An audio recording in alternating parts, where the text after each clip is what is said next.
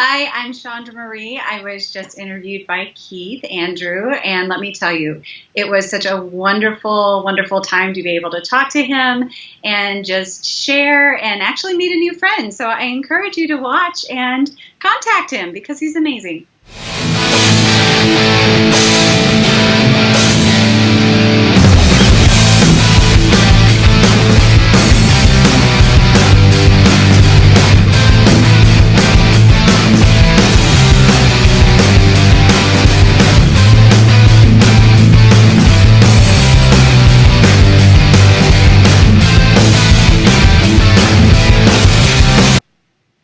Ladies and gentlemen, you're watching the Keith Andrew Network. That's right, it's the one and only Keith Andrew Network. This is episode 612. I'm here as the talented and beautiful Shondra Marie. I just want to say thank you for being a guest on my talk show. Thank you so much for inviting me. No, the honor's all mine. For people who want to know what my talk show's about, the whole point of my talk show is to show people that even with having a learning disability, I can still amount to something, and at the same time, I'm able to turn myself into an example for people out there dealing with any types of learning disabilities and disabilities to never give up and prove people wrong. Prove to them that labels do not dictate who you are and who you're going to be. It's to prove to them is to amount to something. So hashtag break the labels. That being said, half hour, 32 minutes of your time. It's PG-13, but like I said, you do have the freedom of speech, so what you want to say, that's completely up to you. But a couple questions I didn't know, but I did write down that I wanted to ask you. Okay. You are a professional actor, professional singer, professional voiceover actor, and you work with SAG-AFTRA. And the first question I was going to ask you is, might as well start from the bottom, work my way up. Okay. So the first question I'm going to ask is, what influenced you to work? Actually, let's turn that around because I'm going to ask you about SAGs first. But to talk about SAG-AFTRA, you might as well talk about your acting career. So with that being said, who influenced you to start your acting career, and how many years have you been acting? Okay. I went to see a show at it was either the Children's or Teen Theater in the where I grew up, and it was my best friend's little sister, and I was like, I want to do that. And so when I was 13, I auditioned for Winnie the Pooh, and I got cast as Rabbit. And so that was a lot of fun. I actually had no idea, of course, what I was doing. And there were two baby rabbits in the script, so the director at one point said, okay, Rabbit, you need to be over there. And I was like, me or them? She said, no, you're Rabbit. You need to go. So I started when I was 13, and I've been acting consistently since 83, professionally since 93. And I am a member of both SAG-AFTRA and Equity, which is the theater union. And SAG-AFTRA, of course, is the TV and film and radio union. Now, for people who want to know what the difference is, and that goes to my next question, we can go back to your acting in a couple of minutes, but, you know, how does one become a part of SAG-AFTRA, number one, and what is the difference between the two companies that you just mentioned? Okay.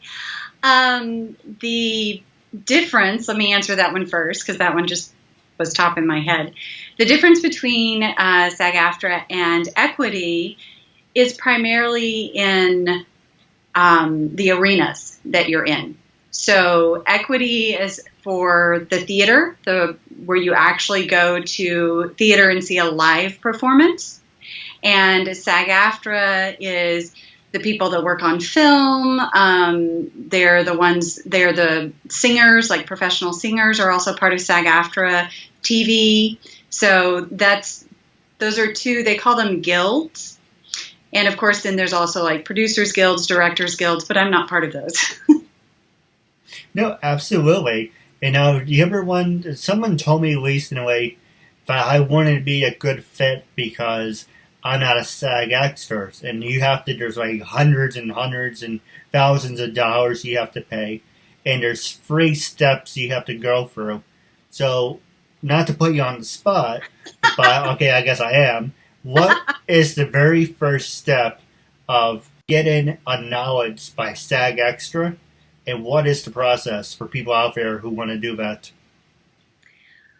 To be a member of SAG-AFTRA, you either have to do, you're right, there's a couple of steps. You could be what's called Taft-Hartley'd if you're in a short film, or if you're in like a little web series. There's so many different contracts. It really depends on the contracts, and I'm not versed on all of them. But I do know you could be Taft-Hartley, where somebody could just write you in and you could become eligible. There's something about if you do, I think, 3 background days on a SAG-AFTRA. And it's also different because you're in New York, right? Yes.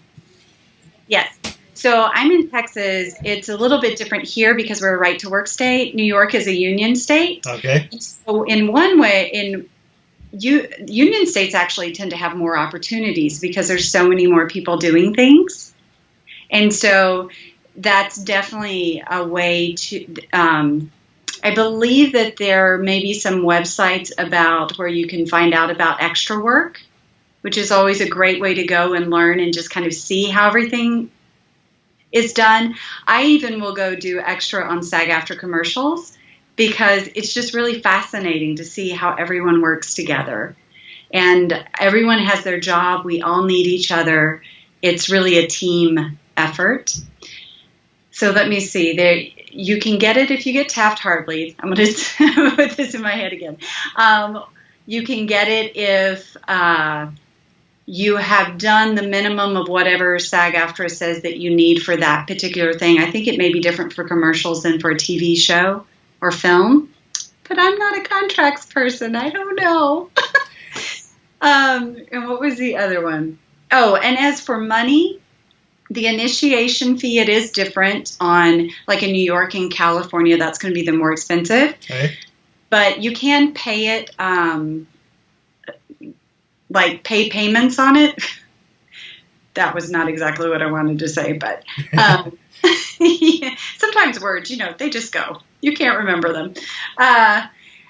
So you can actually just pay different payments to pay that off. Where I am, our initiation fee was less, but if I ever moved to like New York or LA or somewhere like that, I just have to pay the difference.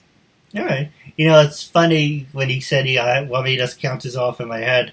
So I'm a big wrestling fan, if you can see. Last night, Corey Graves says something, and Michael Cole cuts and follows up and says, "Do you ever listen to yourself talk?" And it's like he's like, "I try not to." And I was just thinking to myself, and I I can really relate to that, because I don't. As soon as I say something, I'm like, "Yeah, I'm not gonna pay attention to that." So I don't pay attention to myself when I speak. Well, sometimes it comes out of your head, out of your mouth, and you're like, wait, did I just say that? Did that come out? Was that my outside voice or my inside voice? So, I give you a funny thing. I know we're going off topic, but it's funny because there was a segment where this guy wins the 24-time. There's a belt. It's like the hardcore belt. You can win anywhere, 24/7. Mm-hmm. And Ron Truth runs in. He pins him, and then they cut back to the scenes like, "Oh, that's a unique way Ron Killens or Ron Truth run the belt." Yeah, he really unified, because the guy he pinned was really small. Uh-huh. He's like, yeah, he unified the whatever the hell the word. He used the small packets. And so when you have to see it. I'm not bullshitting it. I'm really bad at retarding, but it's a hotel sketch. So if I find it, I'll send it to you. Okay, that'd be great. I know, I'm really good at bullshitting things. But going back to the SAG-AFTRA, with everything that you've seen in my work, do you think I would qualify, or do you think I would be good enough for that? Well, I haven't. I think I've only seen some of your interviews, like you've done this way. I haven't necessarily seen anything that acting-wise, but I do know that SAG-AFTRA does have a category for broadcasters. Right. I'm not really sure, since I'm in the actor category, I'm not as familiar with the broadcaster category, but I do know that New York has broadcasters that are in SAG-AFTRA. And trying to think what else I know about the New York group. I know there's the SAG-AFTRA, they actually have a building at the SAG-AFTRA building there as well as LA. So I'm sure that there's some people there that can give you a lot more information. I don't think there's any reason that you could not join at all. But I don't know. I just haven't seen anything except for some of your interviews. But I think what is your honest opinion about my work? About the interviews? Yes. I think what you're doing is amazing, and I love that you have the questions and you're talking to people and you're just engaging them in a conversation so that people can see who you really are and they get to see the goofy mess that is me sometimes when I can't think of what I'm actually trying to say. But no, I really love the way that you communicate with people and make them feel comfortable. No, I appreciate that.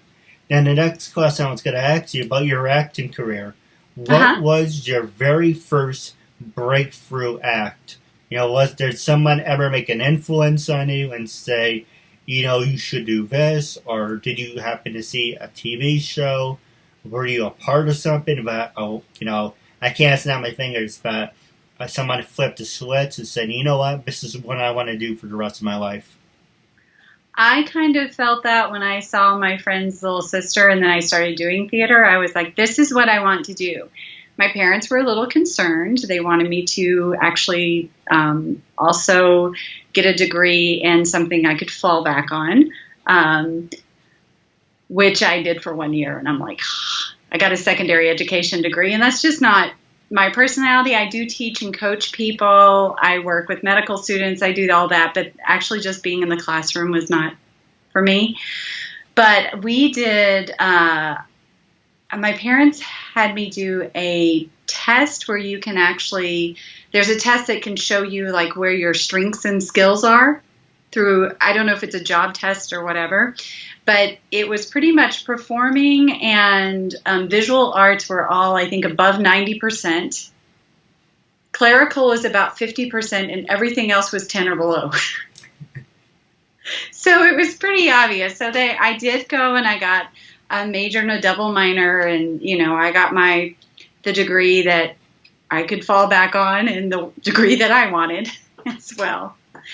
And then I taught for a year, and then actually I got hired by the 80 Players here in Houston to work for them, and that's why I moved to Houston and why I'm still here. I worked for them for 7 years, and then I've been working around the city. Oh, nice. I heard in Houston it's a nice place to live. It's incredibly multicultural. It's absolutely lovely. I will say, as a Tennessee girl, I do not like the summers in Houston because it is very hot and not used to them, but the people here are absolutely amazing. It's funny. There's only certain areas that I know of because a couple of wrestlers are from there. Like, for an example, San Antonio, Texas, that's the home of Shawn Michaels. Austin, Texas is Stone Cold Steve Austin. Oh, that's right. Yeah. And where you're from, Houston, Texas, is the home of The Undertaker. Oh, I have read about him. I do remember that now. Let's see, North Carolina is home of the Nature Boy Ric Flair and the Hardy Boys. New York, I guess Long Island would be Mick Foley. Stamford, Connecticut's the McMahons. So certain areas, or countries for that matter, Canada's home of the Hearts, but certain areas are known for that. But anyway, like I said, I'm a diehard wrestling fan. But the question I want to ask you next is okay. Who influenced you to become a professional singer, and how many years have you been a professional singer? If that makes any sense. I've always sung. The first solo I sang in church, I was probably like 5, and I sang "Jesus Wants Me for His Sunshine." And the funny thing is I still remember that song. My grandmother played the piano. And just doing musicals, because my background is actually theater, and then I started getting into film more because I also love film. But theater is where I guess you could say I became a professional singer, because when you do musicals, you're going to sing and act and do all of the above. So I guess that would also be professionally since '93.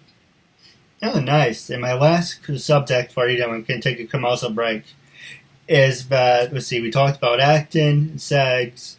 What, similar question as I asked you before, but it's a different part to it.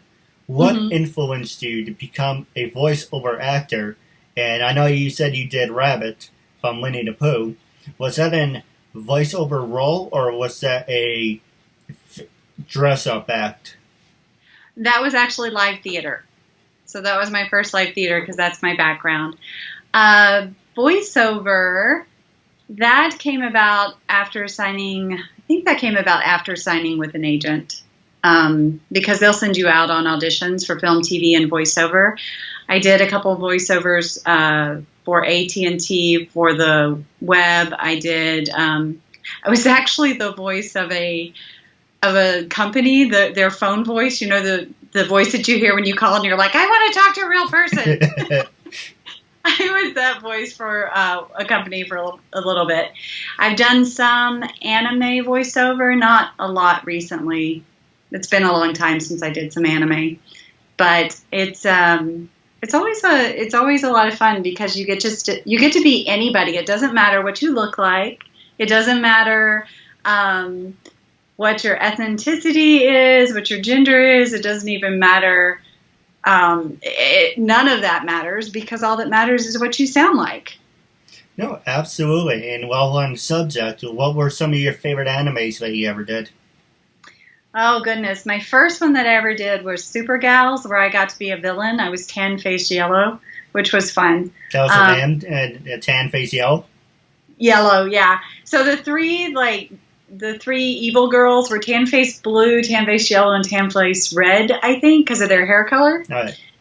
And then I think that was the biggest role I did. And then I did a lot of Walla, which is kind of like the background. And then you get to just make up things. Those Who Hunt Elves. I did a bunch of Walla on that one. There was something about a panda, and I was like, he's a good panda! Not that you can hear it, but you can just have fun with that too, because they just want crowd noise. And so that was a lot of fun too. No, absolutely. Now, when we come back, I do have 2 subjects for you, and then I'm going to pass the show over to you. Okay, great. Hi, I'm Marissa Joy Davis. This is Michelle Wong. And I'm Nancy Rose. My name is Brandy Hunt. And hello, my name is Raven Wynn. Hi there. My name is Giovanna Vidal. Hi, I'm Monica Thomas. Hi, I'm Paisley Blackburn. I'm Ashley Burgess. Hi, my name is Jeanette Abney. Hi, I'm Sharon Spank. Hey, this is Samantha Moore. Hi, I'm Melody Jones. Hi, my name is Becky Yee. Hi, you're watching the Keith Andrew Network. Ladies and gentlemen, welcome back to 612. I'm your host, Keith Andrew, and you're watching the Keith Andrew Network. I'm here with the beautiful Shondra Marie, and I just want to say thank you for sticking with us. Absolutely. And now, before we get started, I want to make sure and do a little plug. You mentioned off the air that you have a YouTube channel. Don't worry, all that will be in the description below. You can just send me the link to your name, and I will have it edited in. Also, make sure to like and subscribe to the Keith Andrew Network on YouTube.com. It's funny because all social medias are over 1,000 except for YouTube, so I'm trying to get more traffic. But hey, you help me, I help you. It's a win-win. But the thing I'm going to ask you now is social media. Mm-hmm. Social media, can it make you or break you? With everything that you accomplish in your life, are you satisfied with everything you accomplish? And do you think that social media dictates your career? Wow, that is a multi-part question. I'll see what I can remember of that, but that's okay because you can remind me of the part that I missed. Does social media dictate my career? I don't necessarily know that for me it does, but I do know that social media is becoming more and more important for actors. I've been reading that it's in some contracts, especially if you're on a TV show or a film, where they require you to post or they require you to do a live tweet or something like that. In Houston, we don't have any of the big shows, so I have not run into that as much, but I definitely do try to post what I'm in or share what my friends are in, because like you said, we can help each other out. Right.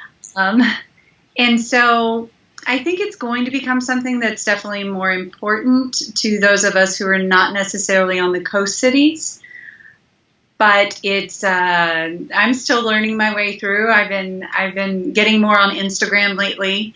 I've been on Facebook for probably over a decade.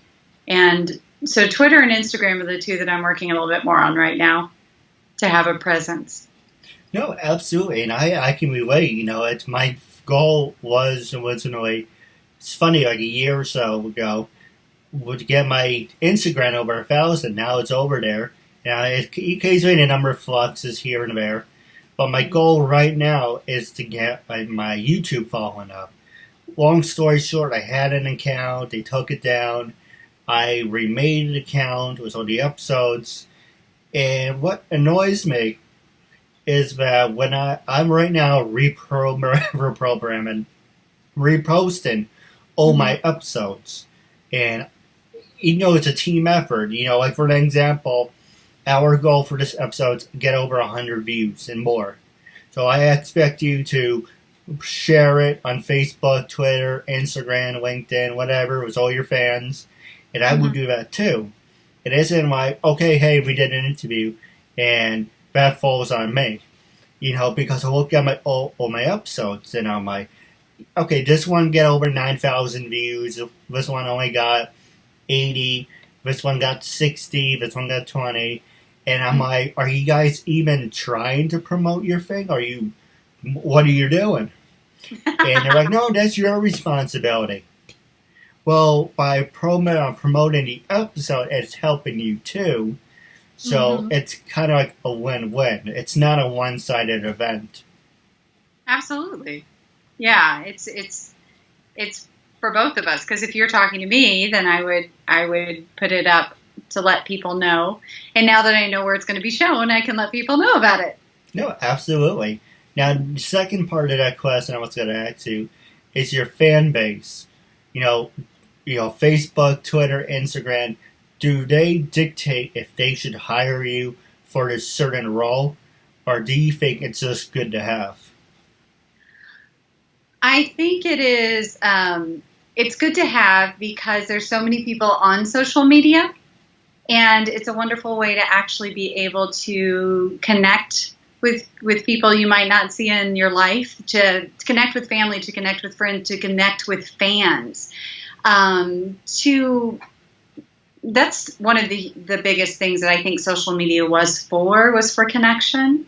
And I think that's what we should continue to use it for, which is like to connect and bridge and, not actually divide and hurt people, but to bring people together. And that's what I really think that it should be for. So I haven't noticed that it's affected anybody when they've hired me or not. It might do that for some people that are in bigger markets or in bigger big budget films or network TV shows or cable TV shows, things like that. I know that the IMDb star meter is actually, casting directors and producers might look at that as well.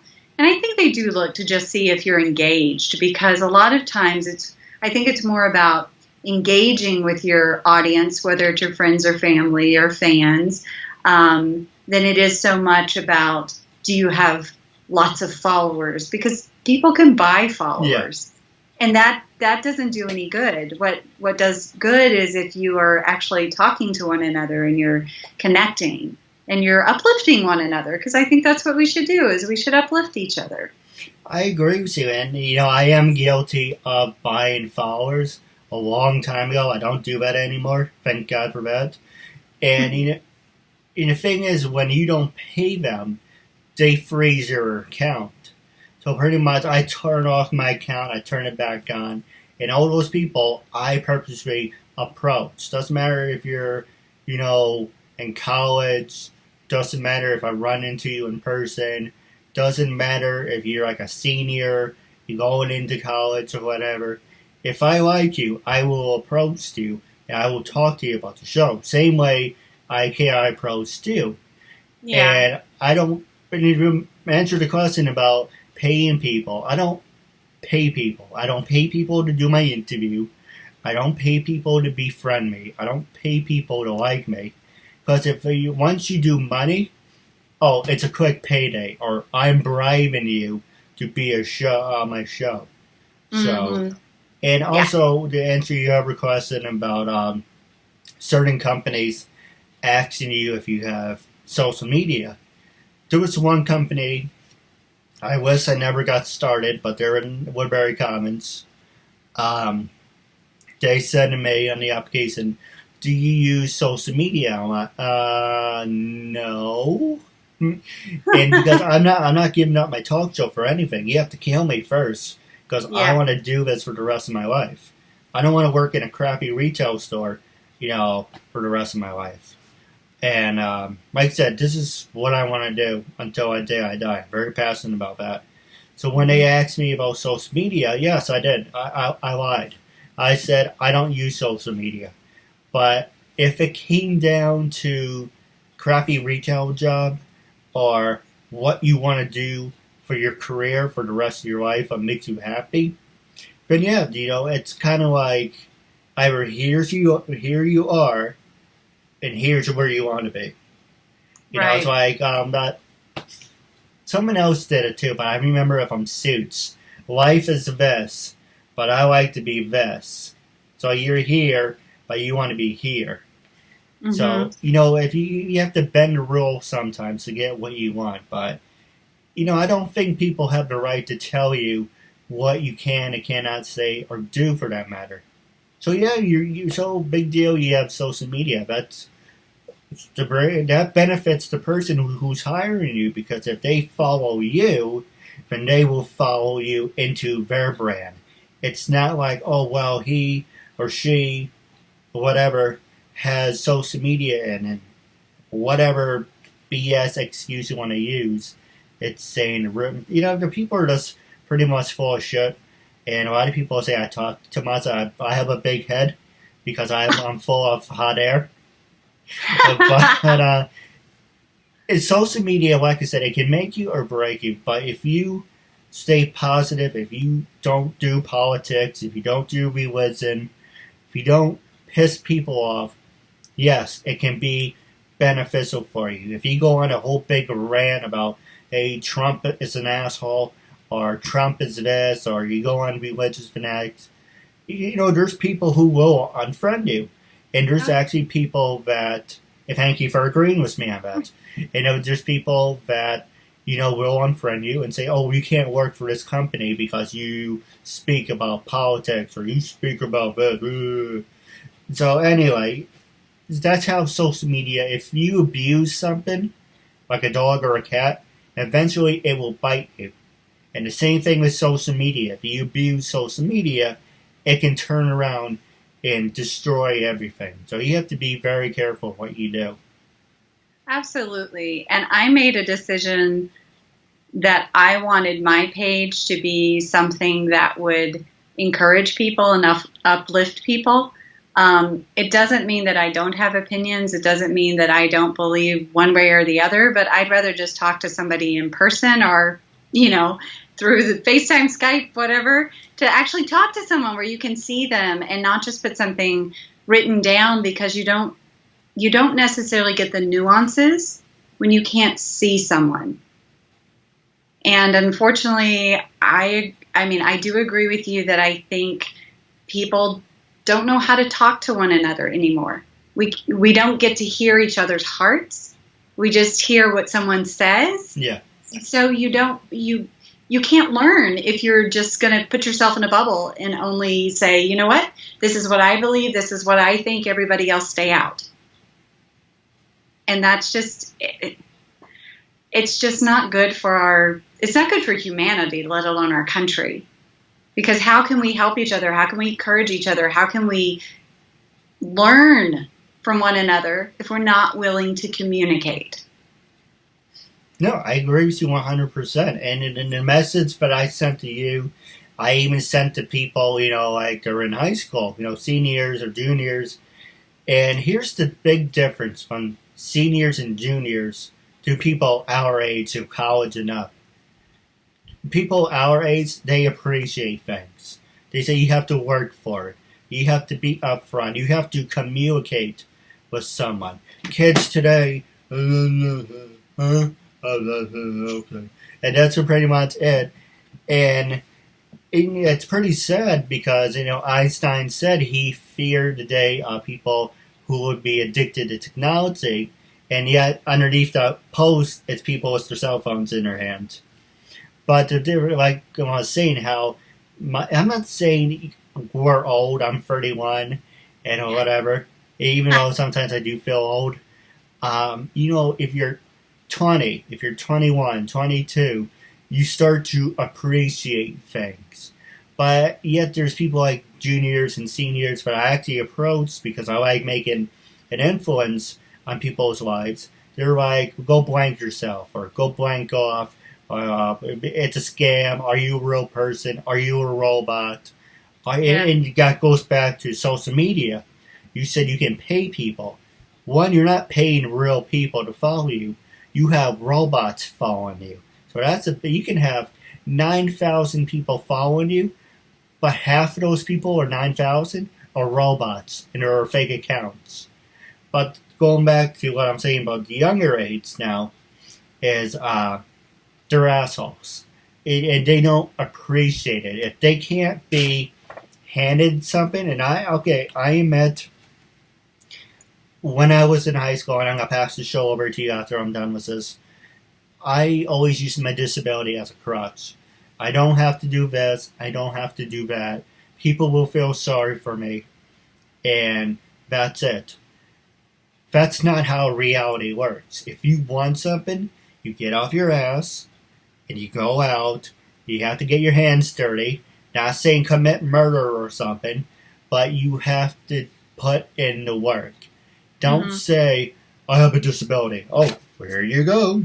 Yeah, or you say, I'm a punk and I do this and I'm that. That's not how it works. But anyway, it was the last 2 minutes left of the show. Passing over to you. Was there anything you wanted to know? Anything you want to talk about? This is your time. Okay.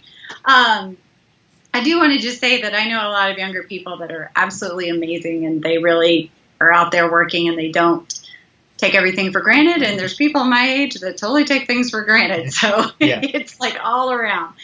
I think I was going to ask you one of the things that you loved besides interviewing people, but I think you told me that with wrestling, like you're just really, really passionate about that. And because I noticed that you have the big wrestling belt. I went online to your website where you were showing all of your swag and talking about your wrestling belt that has the Keith Andrew Network, which is great. Is there, I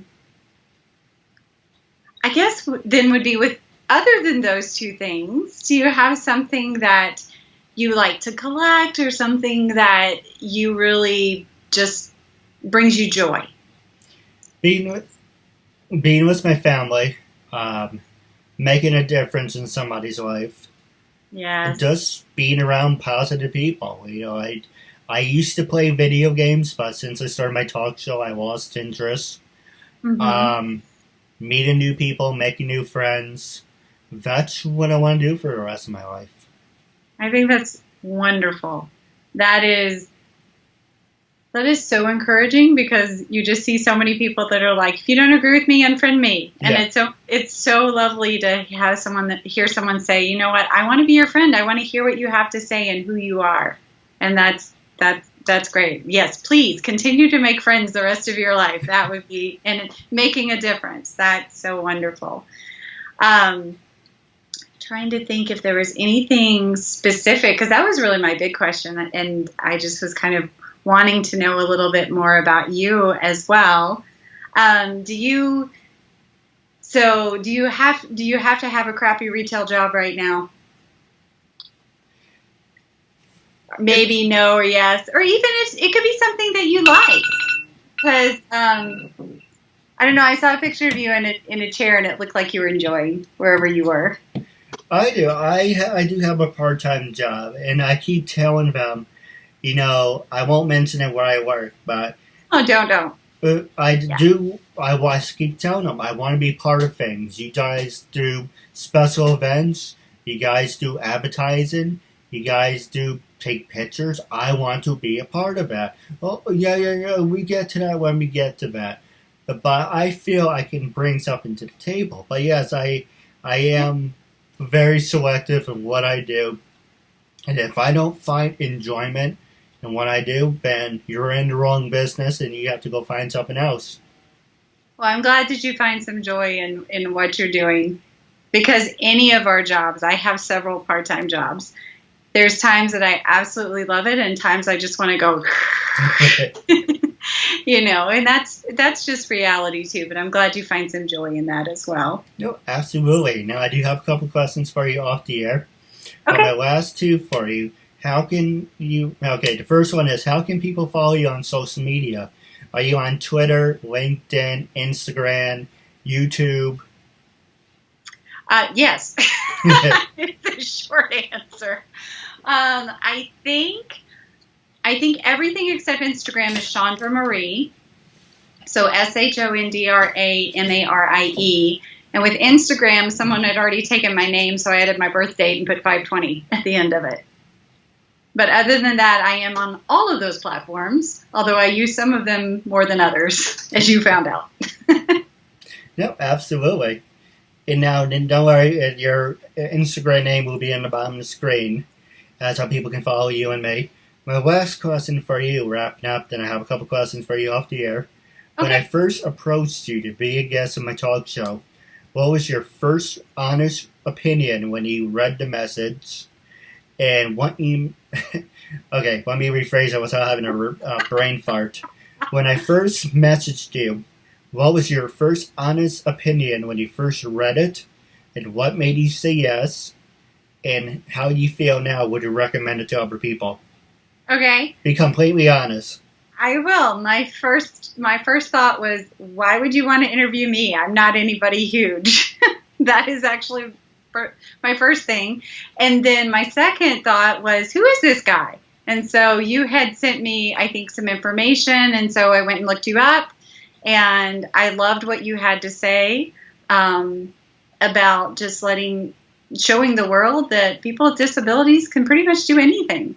And they're very valuable, and they should be valued. And then when we finally found a time that we could talk, since our schedules were a little crazy, I still didn't know what to expect so much, but I just thought, you know what, I'm just going to be open and we'll just see what happens. And I have to say, I thoroughly enjoyed it. And so I absolutely would recommend other people come talk to you, because it was quite lovely. No, I appreciate it. Hey, you supported a good cause and you're making a new friend out of it at the same time. Absolutely. Now, I do have a couple questions for you off the air, but wrapping up our interview segment, it was a real honor and privilege having you as a guest. And make sure, to our viewers out there, like and subscribe to both our channels, and make sure to support us. Absolutely.